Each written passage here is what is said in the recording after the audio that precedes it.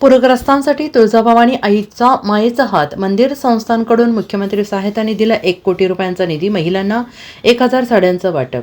गेल्या आठवड्याभरापासून मराठवाड्याला पावसानं अक्षरशः झोडपल्याचं चित्र आहे. असं असताना आता पुन्हा पावसाचे काळे ढग अधिक गडद झाल्याने मराठवाड्यातील धाराशिव, बीड, लातूर, हिंगोली, परभणीसह इतर जिल्ह्यांमध्ये सध्या नागरिकांमध्ये भीतीचं वातावरण आहे. कधी नव्हे तो ओला दुष्काळ मराठवाड्याच्या वाट्याला आल्याचं चित्र असून या अतिवृष्टीने बळीराजापुरता हवालदिल झालेला आहे. शासनाकडून नुकसानीचे पंचनामे आणि इतर मदत प्रक्रिया सुरू असताना मराठवाड्यातील अनेक भागातील पुराची दाहकता आता समोर येऊ लागल्यानंतर राज्यभरातून मदतीचाही ओघ येण्यास सुरुवात झालेली आहे. अशातच आता पूरग्रस्तांना आधार देण्यासाठी तुळजाभवानी मंदिर संस्थान देखील सरसावलेलं आहे.